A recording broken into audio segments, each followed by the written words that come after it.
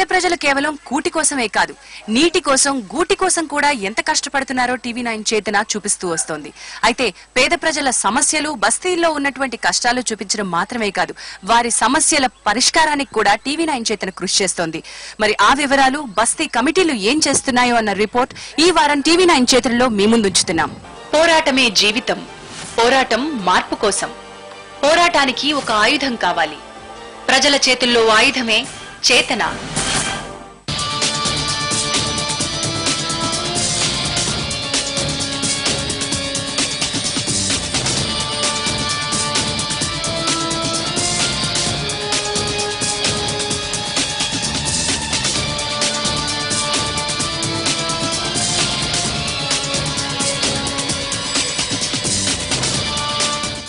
చేతన కార్యక్రమం ప్రారంభించిన కొత్తలో ప్రజల సమస్యల పరిష్కారాల కంటే ప్రసేదన స్పష్టంగా కనపడ్డాయి. దీనికి కారణం ఎన్నో ఏళ్లుగా నాయకులు, అధికారులు, ప్రజా ప్రతినిధుల చేతిలో మోసపోవడమే.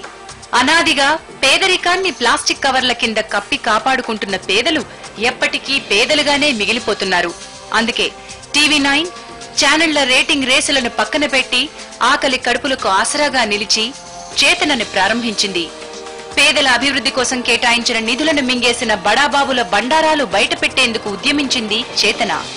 దుర్భర స్థితిలో నివసిస్తున్న పేదల జీవితాల్ని ప్రపంచానికి కళ్లకు కట్టినట్టుగా చూపించి మౌలిక సదుపాయాల పోరాటంలో ప్రజల చేతుల్లో పదునైన ఆయుధంగా మారింది చేతన. చేతన ఈ ప్రోగ్రాం మొదటి ఎపిసోడ్ సీతాఫల్ మండిలో పార్థివాడలో జరిగింది. ఈ ప్రాంతంలో వలస వచ్చిన పార్థన్ అనే గిరిజన జాతి నివసిస్తుంది. నగరం నడిబొడ్డునున్న వీరిని అంటరాని వారుగా, చులకనగా చూసేవారు ఇక్కడి జనం. పిట్టలోళ్లు అని హేళన చేసేవారు. దీంతో బాహ్య ప్రపంచానికి సంబంధం లేకుండా, ఎవర్నీ ఆసరా అడగకుండా తోపుడు బళ్లతో వ్యాపారం చేసుకుంటూ బతుకుతున్నారు. వీళ్లను దొంగలుగా, దోపిడీ ముఠాలుగా, అంటరాని వారిగా వెలేసిన సమాజం పార్థివాడలోకి అడుగు పెట్టాలన్నా ఆలోచించేది. అయితే వీళ్ల కష్టసుఖాలు కెమెరాలో బంధించిన చేతన పార్థివాడ అభివృద్ధి కోసం ఒక అధ్యయనమే చేసింది. బస్తీవాసులను ఒక్కతాటిపై నడిపేందుకు ఒక ప్రజా కమిటీని ఏర్పాటు చేసింది. కమిటీలో రాజకీయాలకు తావు లేకుండా బస్తీ అభివృద్ధి కోసం స్వచ్ఛందంగా ముందుకొచ్చిన బస్తీవాసులనే నాయకులుగా ఎంచుకుంది. బస్తీలో TV9 చేతన ప్రోగ్రాం చేసిన విషయం తెలిసి హుటాహుటిన నాయకులు బస్తీని సందర్శించడం జరిగింది. అంతవరకు అంధకారంలో తొక్కివేయబడ్డ పార్థివాడ ఎలక్ట్రానిక్ మీడియాలో ఒక చర్చనీయాంశమైంది. చేతన కమిటీ ప్రణాళికాబద్ధంగా బస్తీ అభివృద్ధి కోసం కార్యాచరణ మొదలుపెట్టింది. ఇందులో భాగంగా స్థానిక కార్పొరేటర్ను వారానికి ఒకరోజు తమ బస్తీ సందర్శించాలని కోరింది.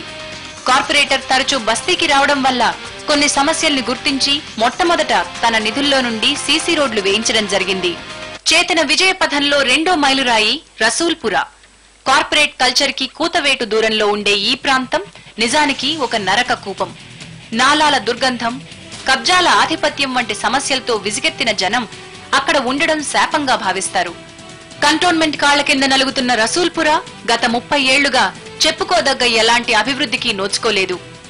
సర్కారుకు ఎలాంటి సంబంధం లేని డిఫెన్స్ ప్రాంతమైన రసూల్పుర నాయకులపై నమ్మకం కోల్పోయింది. అధికారం మత్తులో లంచాలకు మరిగిన కంటోన్మెంట్ లోని కొందరు అధికారులు చేతన ప్రసారం చేసిన కథనాలకు బిత్తరపోయారు.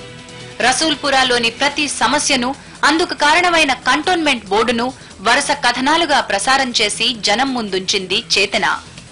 దాంతో కంటోన్మెంట్ బోర్డు మెంబర్స్ మింగిన నిధులను కక్కి మరీ డ్రైనేజ్ మరియు రోడ్డు పనులను ప్రారంభించారు. ప్రజల్లో చైతన్యం కలిగించడం మాత్రమే కాదు, TV9 చేతన RTI అస్త్రంతో కంటోన్మెంట్ మెంబర్స్ అక్రమ కట్టడాలను, బడ్జెట్ బాగోతాలను టార్గెట్ చేసింది. తీగలాగితే డొంక కదిలినట్టు RTI అస్త్రం వల్ల కంటోన్మెంట్ మెంబర్ల అక్రమాలపై CBI డేగ కన్ను వేసింది. ప్రస్తుతం కంటోన్మెంట్ మెంబర్లపై CBI విచారణ కొనసాగుతోంది. చేతన విజయాల్లో ఇది మొదటి అడుగు. చేతన మూడవ కమిటీ శారదానగర్. బతుకమ్మ కుంటలో దాదాపు 30 ఏళ్లుగా నివసిస్తున్న శారదానగర్ వాసులు వివాదాల వలయంలో చిక్కుకుంటే అండగా నిలిచింది చేతన. ఆ భూమి తమదంటూ కోర్టుకెక్కిన తులసి సొసైటీకి FTL ల్యాండ్ ని అప్పనంగా కట్టబెట్టింది. కోర్టు తీర్పును గౌరవించిన శారదానగర్ వాసులు కోర్టు చెప్పిన విధంగానే స్థలం ఖాళీ చేసి ప్రభుత్వాన్ని పునరావాసం కోరారు. దీంతో జిల్లా కలెక్టర్ వీరికి ప్రత్యామ్నాయం ఇస్తామని లిఖితపూర్వకంగా ఒప్పుకున్నారు. కోర్టు గడువు పూర్తిగా వస్తుండడం మరోవైపు తులసి సొసైటీ ఖాళీ చేయమని ఒత్తిడి పెంచడం వల్ల గత్యంతరం లేక కన్నీటి పర్యంతమైన శారదానగర్ వాసులు చేతన అండతో కలెక్టరేట్ ముందు ధర్నాకు దిగారు.